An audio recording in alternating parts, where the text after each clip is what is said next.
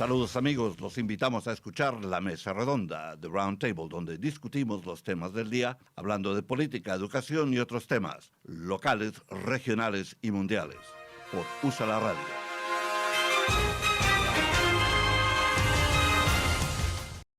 Señores oyentes de USALA Radio, estamos aquí de nuevo con su programa La Mesa Redonda de Roundtable, donde hablamos de muchos temas nacionales, internacionales, y de la región de Pensilvania, donde la legislatura continúa haciendo lo que han hecho siempre, tratando de distorsionar las cosas, de cambiar el tablero para continuar en el poder. Igual que está haciendo Donald Trump desde Mar-a-Lago, en donde continúa diciendo un montón de mentiras. Bueno, vamos a hablar un poco sobre eso y tenemos noticias locales.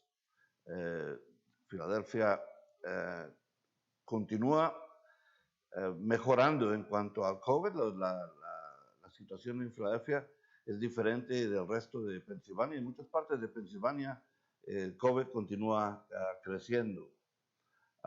Los casos continúan creciendo, más gente hospitalizada, más jóvenes hospitalizados, sufriendo del COVID-19. Bueno, de Pennsylvania, U.S. Representative Connor Lamb is considering entering the Pennsylvania U.S. Senate race. Me parece que todo el mundo quiere correr para el Senado, presentar su candidatura para el Senado en Pensilvania. Importante elección.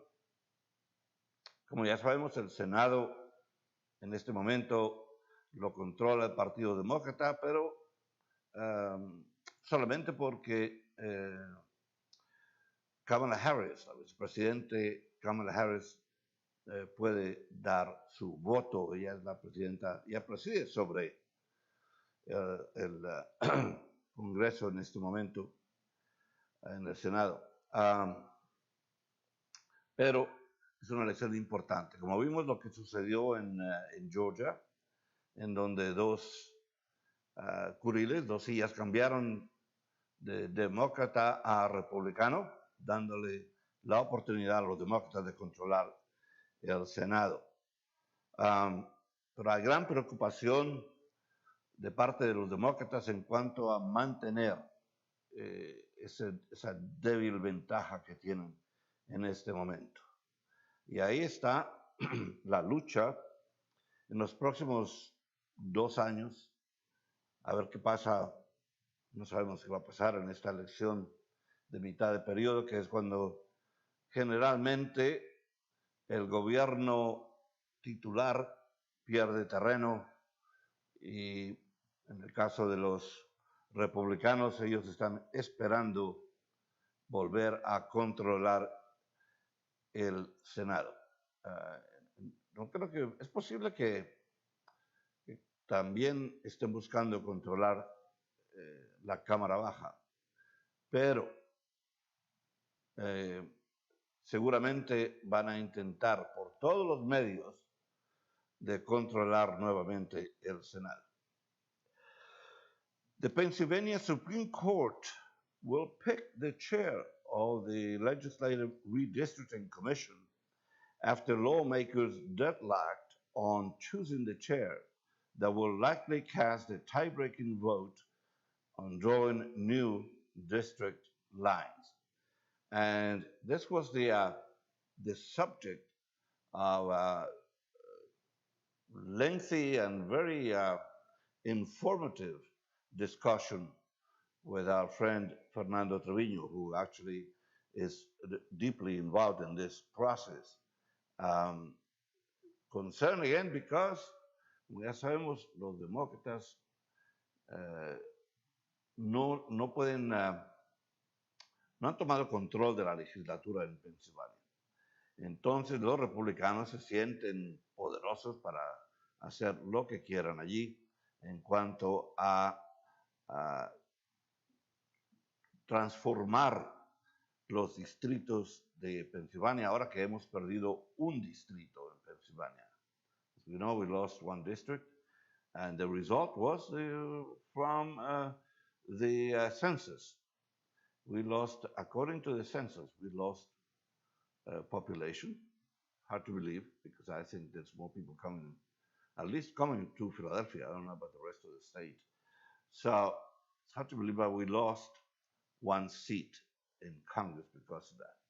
And now the Republicans are dedicating themselves to reshaping the landscape, the political landscape, to see what they can do to maneuver, stay in power forever. That's what they would like to do. As we know, the Democrats control Philadelphia, and the Republicans control a large part of the northeast, northwest part of the state. So that fight will continue. We are certain to see some legal and not so legal maneuvers on the part of the Republicans to make sure that they retain a majority. A Republican judge running for the Pennsylvania Supreme Court emphatically denied any ties to QAnon, even though she did an interview with supporters of the conspiracy theory, who also listed her as a featured speaker at an upcoming gathering. That's a report from Associated Press. And so that's probably not a good idea to find yourself, to find your name linked to QAnon in any way. Because if there is an outfit less popular than QAnon, I guess you have to go look for Proud Boys or any of these other conspiracy groups. But QAnon is well known for selling conspiracy theories, claiming that the election was stolen, etc. So, a common pleas court judge, Paula Patrick, told the Philadelphia Inquiry that she had no connection to QAnon. So that's a big question. I think, as we have mentioned before, when we had this discussion with Cesar Galvez and Fernando Trevino, speaking about the vote, speaking of judges, appointments, elections, etc., we mentioned the fact that we should be paying very close attention to the vote for judges. As long as that is the system, that we vote for them, not that they are appointed. And there are arguments on both sides. But let's make sure that we, if we're going to vote for a judge, for any of the positions, you know, appeals court, common pleas court, the Supreme Court of Philadelphia, of Pennsylvania, any of these judicial appointments, in the long run, they are very important for us. They have more of a daily effect on our lives, in many cases, than, say, the Supreme Court, the president, the vice president.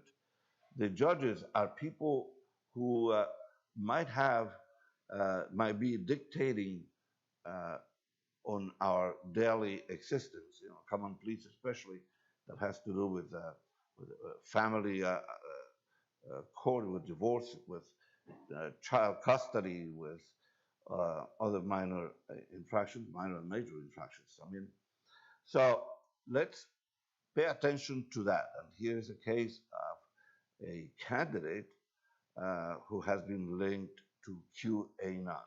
And as we know, they are not an outfit that will support democracy, that supports the truth. So pay attention. Anybody linked to QAnon, they say persona non grata as far as I'm concerned. This debate, the will continue not only for the next 2-4 years as a remnant of Donald Trump, because he's still in the picture, believe it or not. We'll tell you a little bit more about how Trump keeps managing to stay in the picture. But the topic of what he attempted to do, placing conservative, extremely conservative judges throughout the country. Hundreds of positions have been left vacant, and the Republicans took advantage of that. And during the government of Trump, there were more judges appointed than at any other period. And what he intended to do was to have a network of judges that would support him if he attempted to do what he attempted to do, which was to remain in power forever. We know very well that he has tremendous jealousy for Vladimir Putin, who controls his nation in a way that Trump could only dream about. Vladimir Putin, as we know, changed the constitution. He has appointed himself basically as president for life, because the limit right now is 2036 for his tenure as the leader of Russia.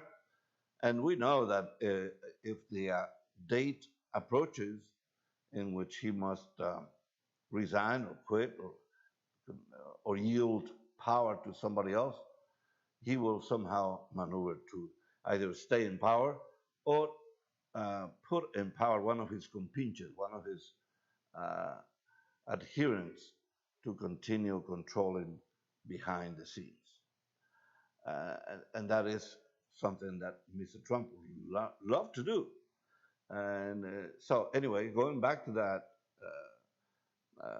the initial statement was that he put judges throughout the land who he thought he could control, who would favor whatever decisions he wanted to make.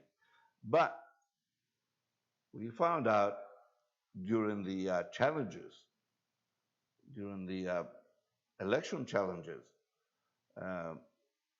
60, 70 election challenges,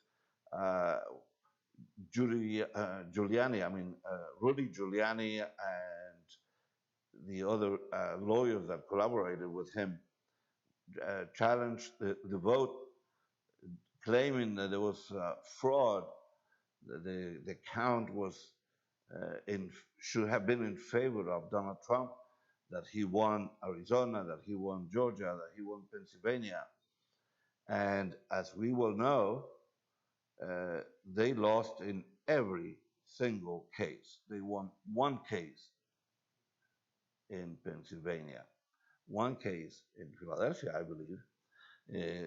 That was a minor victory, because all it gained them was closer access to the table where the votes were being counted. One item.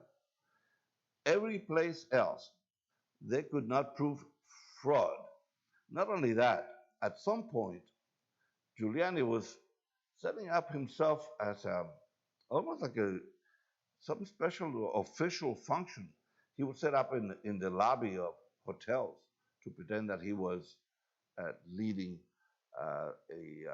an investigation into the election. So we'll continue with this topic. We'll take a brief pause here in USALA Media, USALA Radio, la mesa redonda, the Roundtable. Les habla Fernando Méndez, Dani Ramos controlando la máquina digital. Regresamos en un momento.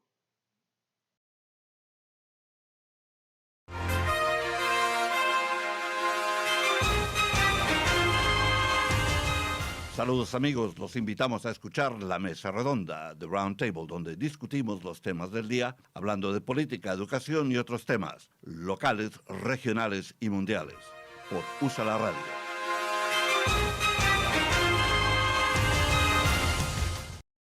Señores oyentes de USALA Radio, estamos aquí de nuevo con su programa La Mesa Redonda de Roundtable, desde el corazón de la ciudad del amor fraternal. Les habla Fernando Méndez.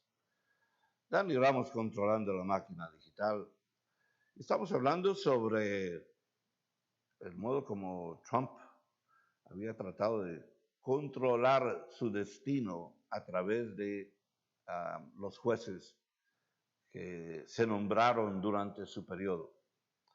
Pero como ya sabemos, en español pues le salió el tiro por la culata.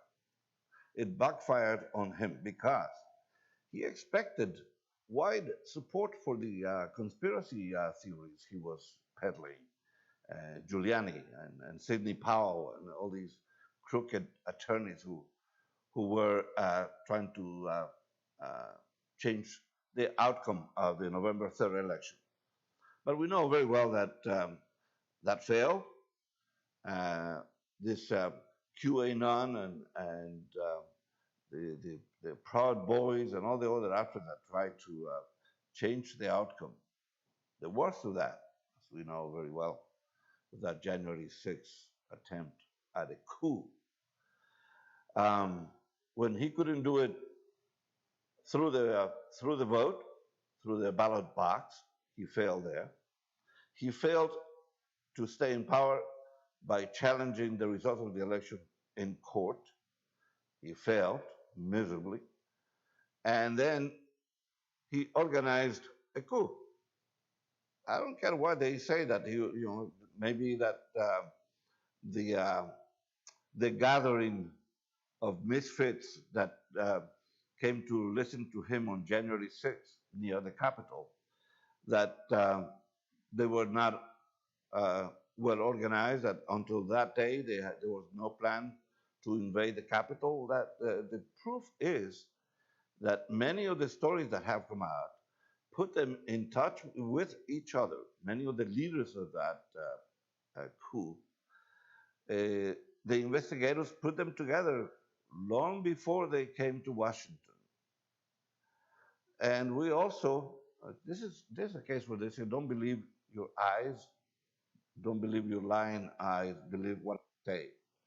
And the truth is that we have video, evidence in the video that Trump did incite the attendants, the participants at that rally. He asked them to go to the Capitol, and he said he would meet them there. And we know that he didn't. We know he went back to the White House and amused himself watching and to destroy the Constitution of the United States, an attempt to physically destroy the Capitol, kill people, hang the vice president because he didn't follow instructions. Trump had ordered him to stop the counting. But the vice president, Mike Pence, did what he was supposed to do. And then that brings to mind, it brings to mind a few other misfits who serve as senators and congressmen. More than 130 that went back after the invasion, went back after the January 6th attempt to overthrow the U.S. government. They went back as Mike Pence counted the votes, and they were voting against the results of the election. Fortunately, they were in the minority, but such a large number of people who had just suffered through an attack by a mob that wanted to kill Nancy Pelosi, that wanted to hang Mike Pence, that obviously were supporters of Donald Trump, even though later on the allegation from the Trump side was that they were members of BLM, Black Lives Matter, or they belonged to some other lunatic leftist fringe.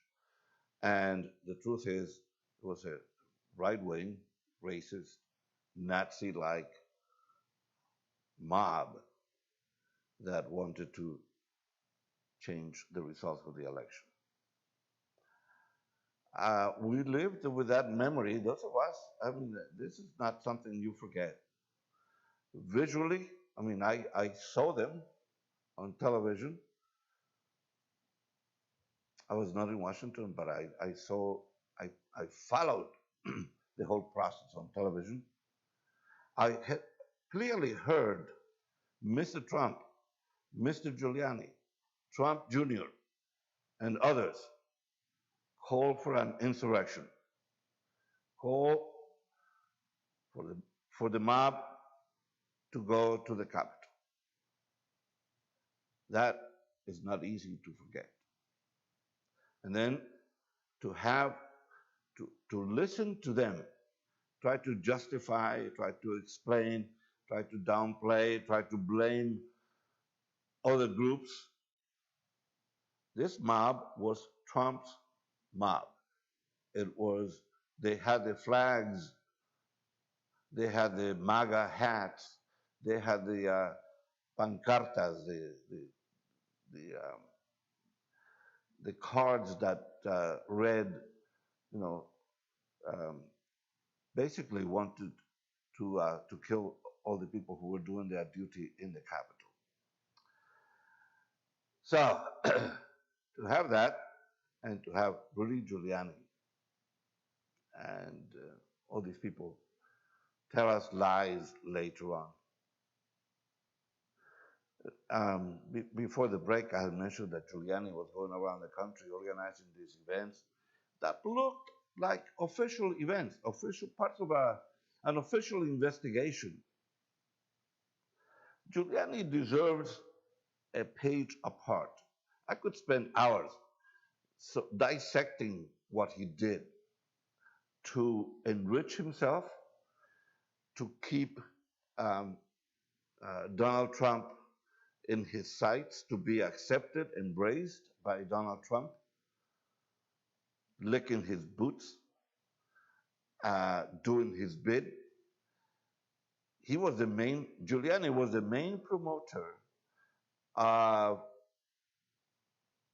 the conspiracy that it was Ukraine that interfered in the election, not Russia. He's the one who promoted an investigation into Joe Biden and his son, supposedly because Hunter Biden had some sort of business with in the Ukraine and in Ukraine, and in this particular company that was paying him a lot of money to be an advisor. Now, lack of good judgment on his part. Hunter Biden should not have been involved in that. But there was no indication at all that Joe Biden, then a candidate and now the president of the United States, was in any way involved in any shenanigans in Ukraine. But that was Giuliani's task, was to try to destroy the reputation of Joe Biden at the instigation of Donald Trump, obviously. And then here's another point. Donald Trump wanted Joe Biden to be arrested. He asked Bill Barr, Attorney General, his attorney general to arrest Biden. On what basis, we don't know. But that was a tremendous fear that Trump had back to when he began his campaign, 2015.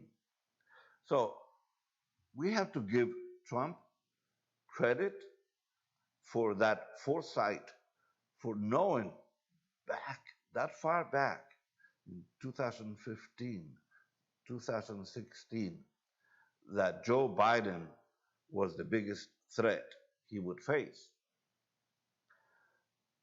So I don't know if we could say that was political acumen or was just the fact that looking at the political landscape, it was obvious that Obama's vice president would be the strongest candidate for any election. So that's what happened. He was trying to get Biden put away in some way. He was afraid that Biden would beat him, as he in fact did, not by a landslide that he claimed to have won against Hillary, but by sufficient votes that even if his people continue to investigate, as they are doing right now, the recount in Arizona under the control of the Republicans, and where Mr. Trump, now this is what I was leading to. There's a video right now that was leaked from Mar-a-Lago, probably one of the attendees at one of those gatherings there. The video shows Trump saying to the audience that they should watch out for what is happening in Arizona, watch out what is happening in Wisconsin, watch out for all the states that were contested. He thinks there are thousands of votes, thousands and thousands of votes, he claims, that will be found to be fraudulent.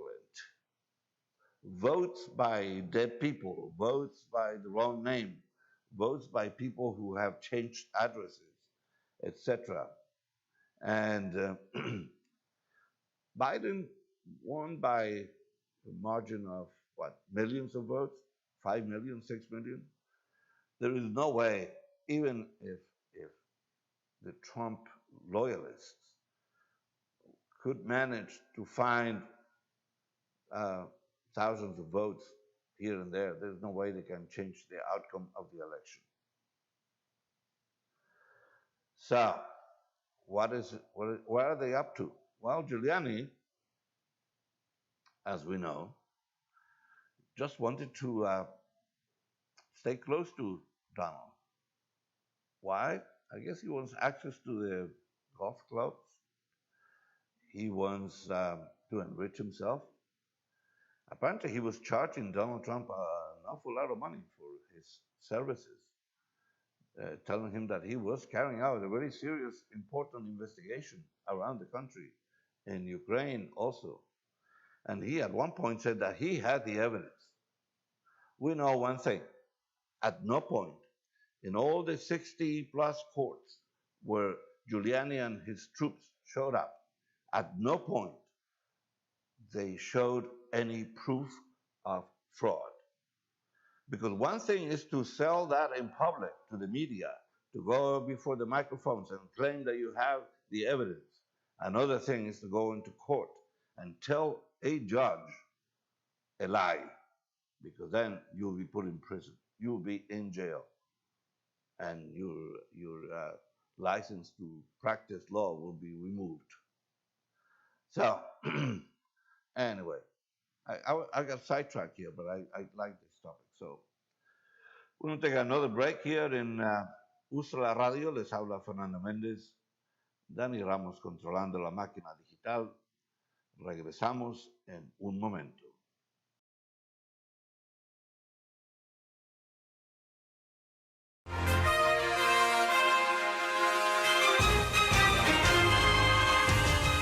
Saludos amigos, los invitamos a escuchar la mesa redonda de Roundtable, donde discutimos los temas del día, hablando de política, educación y otros temas, locales, regionales y mundiales, por USALA Radio.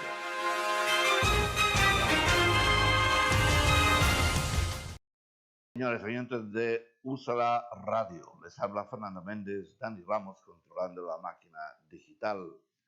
Estamos aquí en la mesa redonda de Roundtable. Danny actually has a little help today from Schmidt. Welcome, Schmidt, to the Roundtable. Welcome to USALA Radio. We wish you a long and prosperous tenure.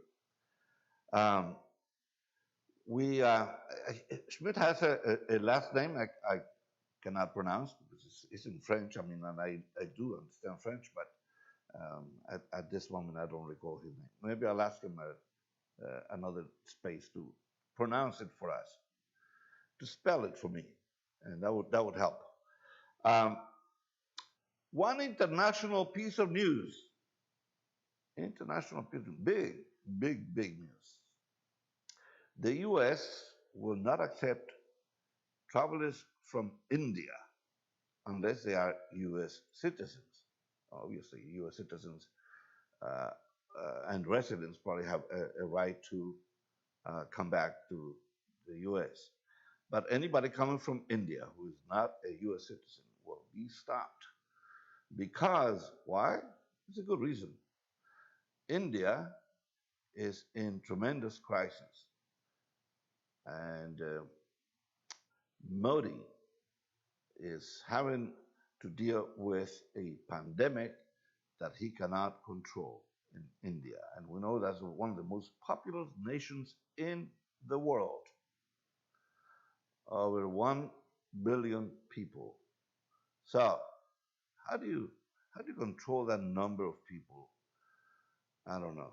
And anyway, COVID is taking hold of India, and so now the U.S. will not accept travelers from India. Brazil is another place where they have a tremendous crisis with COVID. Actually, throughout Latin America, COVID is as they say in Espanol, causando estragos. Is really causing havoc in the economies of Uruguay, Paraguay, Argentina, which was already in trouble economically with this COVID, and now in addition to that, an economy in crisis. So that brings to mind what was happening here, what was happening in the United States before Biden took over. Now, some critics do give Trump credit for starting the vaccination investigation, the research into vaccines at warp speed, which one of the doctors in charge spoke about that recently. So, but that was it. After that, what we know is that Biden found that the administration had not gone beyond the vaccine investigation, that they had no plan as to how to distribute it, what to do. So, and there is a new book that details what happened with it along the way with people who already knew it was coming, investigators, scientists from California and other places who could see that there was something happening in China. They were locking the doors of many houses to stop people from coming out to the street. That means there's a crisis there. There's something the government cannot control, and the only way they can do it is by stopping people from going outside. So that was happening in China, and one of these scientists spotted that and realized that the only reason for that event would be to stop people from spreading disease. So no matter what the Chinese say, That's another thing, another topic for discussion is China. But no matter what they say, the virus came from China. It came more than likely, it came from that lab in Wuhan that the Chinese now deny that's what happened. That was caused by animals in a marketplace, in an open market. Well, that may have been one place where it was spread, but it began in a lab in China. And the Chinese don't want to be responsible for that. They want to deny responsibility. But we know the doctor who actually, the first doctor who gave the alert died. And so we have no way of asking him questions as to how he figured out what was happening. Um, that's not to say that we support what is happening in this country, where the Chinese people have been, Asian people in general, not only Chinese, because anybody who looks Chinese, anybody who comes from that part of the world, a lot of people have been attacked. There was an atrocious video of a man attacking a Chinese woman, an Asian woman, in the street, with people at the scene, looking over the scene and doing nothing to stop the abuse. So we do not support, we do not condone, let's make that clear, any attacks on Asian people, because that's an absurd thing to do. Obviously, nobody wants to catch a virus and then spread it willingly. Unless you have a criminal mind, that's not something you're going to do. So many of them are the victims as much as anybody else who caught the virus.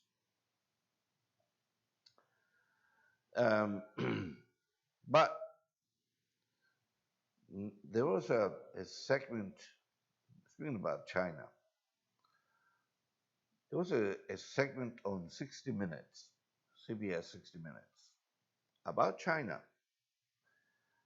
about how powerful China has become. It's an economic power that will compete with the United States and with Europe.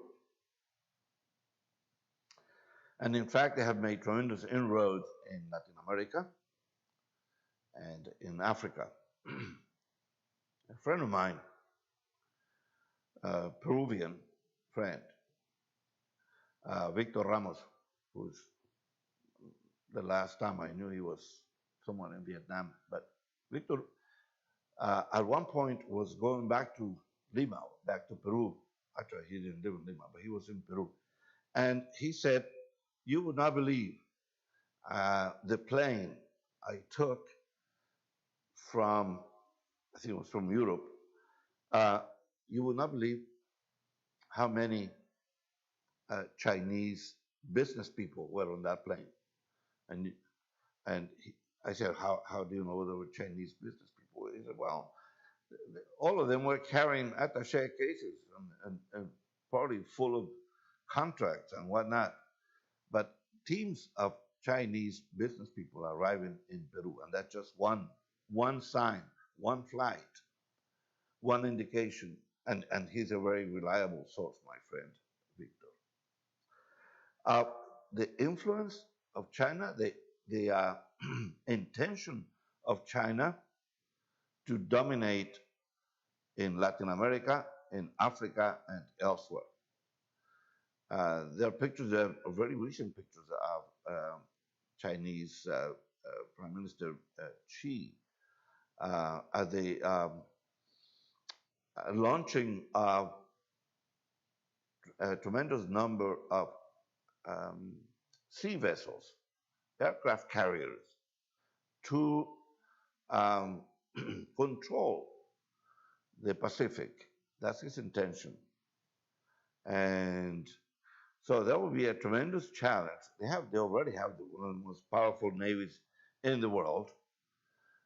And so it's a clear intention to dominate politically, economically, and through their navy. Um, I don't know what other indications we need that this is the main competition we will have in the 21st century. Russia is still a challenge, but it's not nearly as powerful as China has become.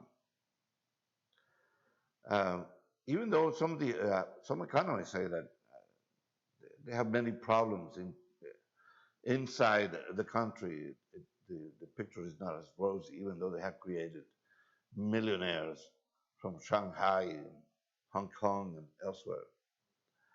They do represent a threat, and this is one part of the segment on CBS. They do represent a threat to Taiwan.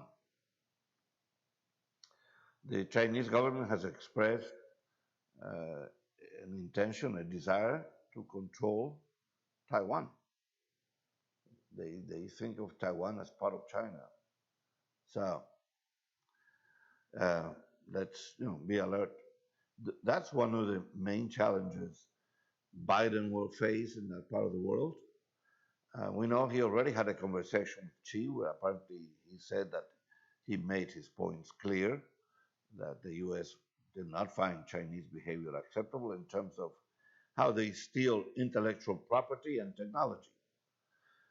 One way China has grown is not through just investigating on their own, but stealing knowledge from the United States.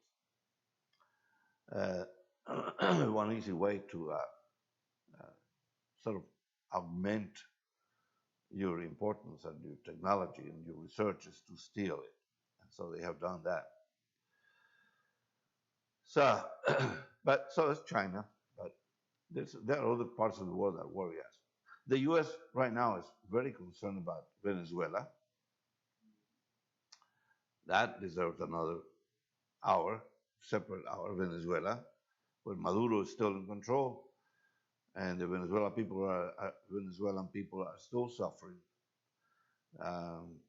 Empty shelves in supermarkets and shortages of gas in the country that was one of the main producers of crude oil in the world. But the politics in that part of the world right now, that's why Venezuelans are voting with their feet and leaving in droves. 1 million of them, at least 1 million in Colombia, and more people in Brazil and other parts of Latin America. Many of them also in the United States. So, but we'll talk about Venezuela some other time in more detail. Now, the U.S. is concerned also over removal of top Salvadorian judges. So we're not exactly sure where that will lead, but there's always a concern when a government takes steps to sort of prepare the terrain by removing the people who would challenge any government in the courts, the legality of any government. Sounds familiar? Yeah. Well, that was attempted here to make the Supreme Court so conservative that it would just give its stamp of approval on a dictatorship by Donald Trump. And well, it didn't work.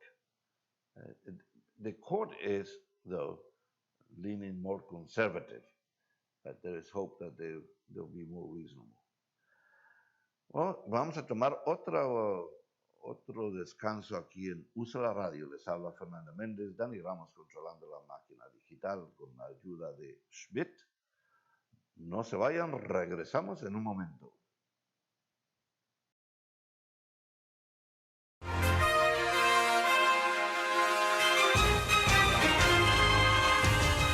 Saludos amigos, los invitamos a escuchar la mesa redonda de Roundtable, donde discutimos los temas del día, hablando de política, educación y otros temas, locales, regionales y mundiales, por USALA Radio.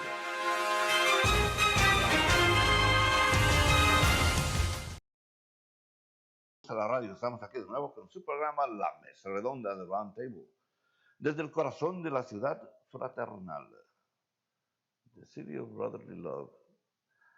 Les habla Fernando Méndez. Bueno, estamos aquí tratando de darles presentando comentario, discusión, para explicar lo que está pasando en esta tierra. Y mencionamos El Salvador, donde en este momento pues hay preocupación. Top U.S. officials have expressed their concern over the removal from office of El Salvador's Attorney General and 5 judges from the Central American country's Supreme Court. The judges and the Attorney General were dismissed by the newly elected National Assembly, which is dominated by the party of President Nayib Bukele. So then there is a headline, Bukele Golpista. So the new president, is attempting to get a hold of that country by extra-legal means. So we'll have to follow that story in the next few days. El Salvador, as though they don't have enough problems already. El Salvador, Nicaragua, Honduras, basket cases economically and also politically speaking. It's a region that has been very unstable for a long time. I mean, they were in the news as far back as the Reagan administration. Let's remember that whole Iran-Contra scandal that had to do with Central America, had to do with providing weapons to the Contras in Nicaragua. So here we are again. When was Reagan in power? Mid-80s, 84 up to 88. That's how we go back 30-some years, and there's no change. Still in the news, still for the same reason. I don't know. It reminds me of some quip about Italy during the fascist government.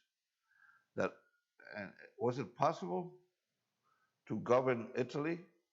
That was the question. Was it possible to govern Italy? And somebody answered, yes, it's possible, but pointless. So I don't know. That's happening in Central America now. Speaking of Italy, they also have an uptick in COVID cases. And in Europe in general, somehow they have failed to have the same rhythm in vaccination that we had in this country. But now 1/3 of the population, 1/3 of US population, approximately 1/3, is fully vaccinated. And 200 million have been vaccinated to some extent. Now, the problem here with that is that some people have not gone for the second shot with, let's say, Moderna and I think Pfizer. They require a second shot, and people have not gone for it.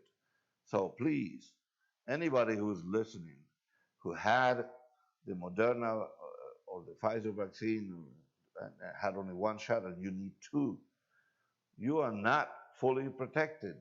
You need that second shot, the second vaccination. That also brings up the need for us, for all of us, to take care of how we slowly return to normal. And one of the problems is that many states have reopened prematurely and then they have to close again. California, as an example, uh, Florida has a special problem. The governor there doesn't believe in that COVID is a real threat. Um, Fortunately, we have a good governor in Pennsylvania, and he's been very much in control of when and how to reopen our economy. And so that brings us to uh, another a segment on one of the main things we need to do because it's the most important element in terms of returning to normal. And here's where we give credit to Andrew Cuomo. Credit is due to him, even though he's in trouble for other reasons. But as far as COVID, uh, when he said we have to open schools and we have to do everything possible to open schools because that's how we can restart the economy. And that's where we are right now. And there's the possibility that we will reopen schools in September. And that even though the virus may still be with us, we're not going to reach that herd immunity until more of us are vaccinated. 75%, I believe, is the number they're looking for. But many colleges are already preparing to reopen. Many schools are opening. But the government has been careful in this particular state about how and when to open. And so initially, obviously, the students need to be protected, but also the faculty, teachers need to be protected. And so when there have been complaints from teachers saying that it's too premature, that they don't feel safe going back to school, then they're right. But they should be like the first responders, teachers should be vaccinated. They should be among the top choices to be vaccinated first. So, but that's happening actually. And so if we open schools, then if they start to function normally, then parents can go back to work. So it's sort of common sense. So people going back to work, we can restart the economy. We can give a shot to the economy, a shot in the arm that will energize business. That's already happening. It's happening in Philadelphia. We have seen a tremendous uh, impulse, activity everywhere, especially as far as we can tell in restaurants, where now they're allowed to have limited seating inside. So that's one of the ways in which we will restart our economy and allow uh, teachers to go to the classroom, allow restaurants to open, allow offices to slowly reopen. So it's looking good. And all I will say right now, just imagine because this is unavoidable, the comparison. Imagine if we were, because think about that, 1 year ago, a little more than a year ago, in March of 2020, and when Mr. Trump was saying that the virus would disappear like magic by April, and he was suggesting that we inject Lysol into our veins or do something with a light. The absurdity is abysmal. It's endless. Mr. Trump suggesting that we do something ridiculous. But they're here.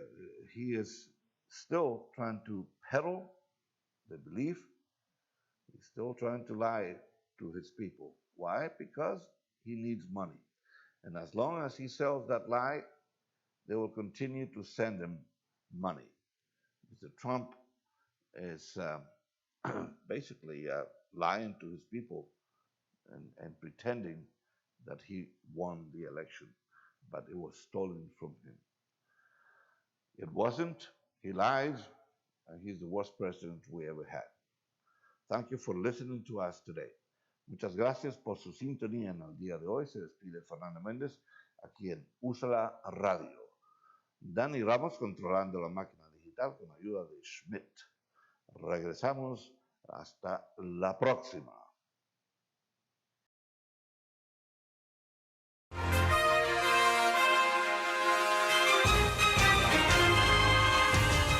Saludos amigos, los invitamos a escuchar la mesa redonda de Roundtable, donde discutimos los temas del día, hablando de política, educación y otros temas, locales, regionales y mundiales, por USALA Radio.